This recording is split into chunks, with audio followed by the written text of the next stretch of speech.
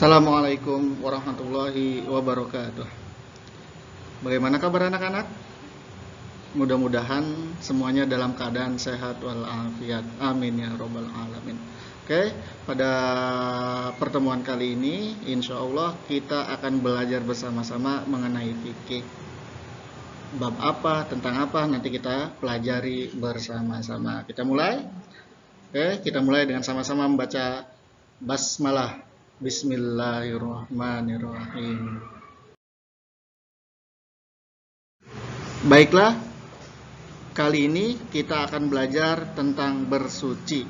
Nah, biasanya akan muncul tuh di pikiran kita, apa itu bersuci, untuk apa sih bersuci itu, dan dengan apa sih bersuci itu. Insya Allah nanti kita akan pelajari bersama-sama.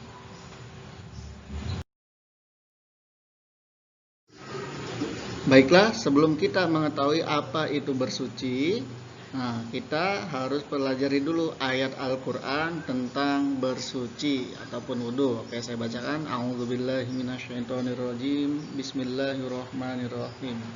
Ya ayyuhalladzina amanu idza kumtum ilas sholati faghsilu wujuhakum wa aydiyakum ilal marafiq wamsahu biru'usikum wa arjulakum ilal ka'bain.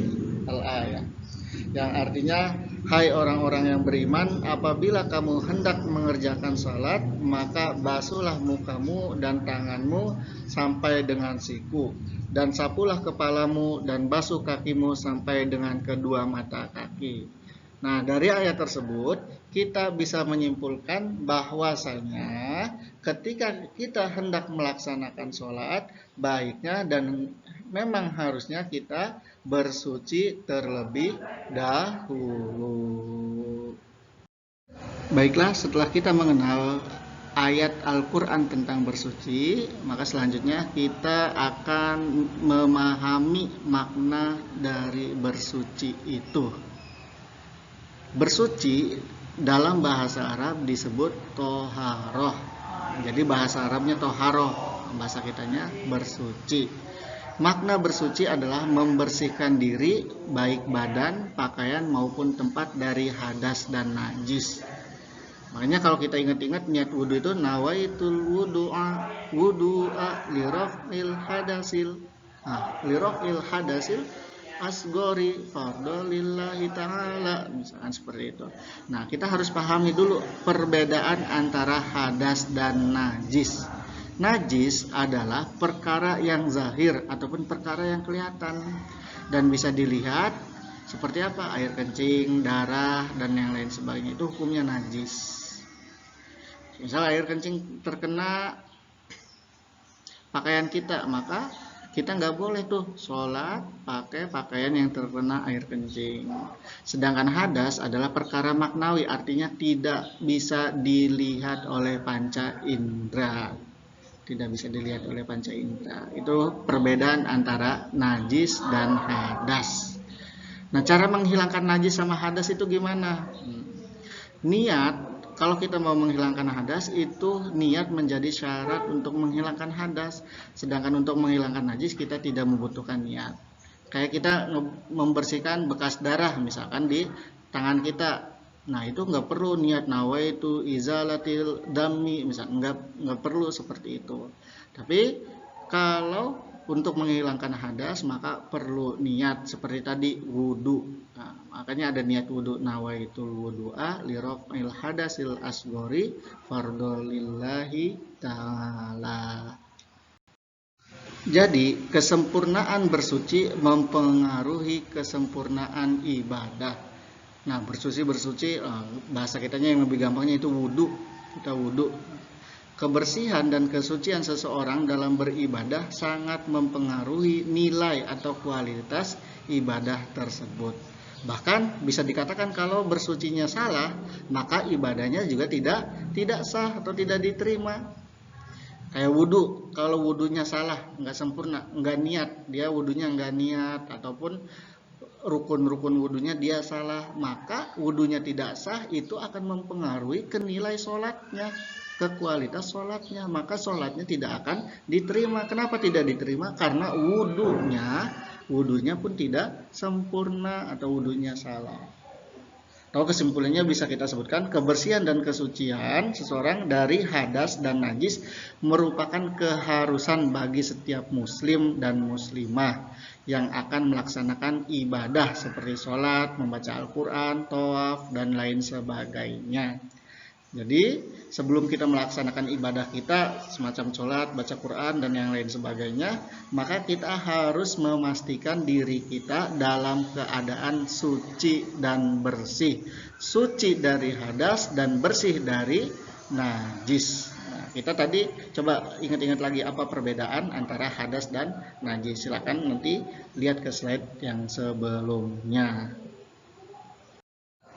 Bahkan Nabi kita, Rasul kita, Nabi Muhammad SAW pernah bersabda, la yaqbalullahu sholatan bi ghairi tuhurin. Artinya Allah Subhanahu wa taala tidak menerima sholat seseorang tanpa bersuci atau tanpa wudhu. Nah, namun kita harus memperhatikan juga wudhu yang kayak gimana sih yang benar itu. Makanya jangan lupa untuk terus belajar ya, jangan lupa untuk terus belajar dan nanya wudhu yang kayak gimana, karena kalau wudhunya nggak bagus, wudhunya nggak sempurna, nanti itu akan mempengaruhi kualitas sholat kita. Jadi nggak boleh macam-macam, nggak boleh gampangin. Nah, wudhunya harus kayak gini, harus kayak gitu misalkan, karena wudhu tersebut mempengaruhi sholat kita. Selanjutnya berikut ini ada doa atau niat wudhu dan doa setelah wudhu. Nah, saya bacakan niat wudhu. Nawaitul wudhu'a li raf'il hadasil asghari fardhal lillahi ta'ala. Ini adalah bacaan atau niat berwudhu. Dibacanya kapan? Dibacanya ketika atau bersamaan ketika membasuh muka. Tangan kita membasuh muka, hati kita membaca niat ini. Niat yang perlu diingat, niat itu disyaratkan untuk menghilangkan hadas. Untuk menghilangkan hadas maka membutuhkan niat. Kita wudhu, niat kita untuk menghilangkan hadas, maka ada niatnya. Makanya ketika berwudhu jangan lupa membaca niat. Ingat, niat ini dibaca berbarengan dengan membasuh muka. Jadi niat wudhu bukan dibaca sebelum berwudhu atau sesudah berwudhu, tapi dibacanya ketika membasuh muka. Nah, kalau wudhunya sudah selesai, baru setelah itu kita baca doa setelah wudhu. Doanya kayak gimana? Nah, saya bacakan. Asyhadu alla ilaha illallah wahdahu la syarikalah wa asyhadu anna Muhammadan abduhu wa rasuluh. Allahumma ja'alni minat tawwabina waj'alni minal mutatahhirin waj'alni min ibadikas sholihin. Alhamdulillah, ini adalah bacaan setelah wudhu. Oke, mudah-mudahan pelajaran kita bisa dipahami. Nanti kalau sekiranya belum paham bisa ditanyakan langsung melalui nomor HP saya.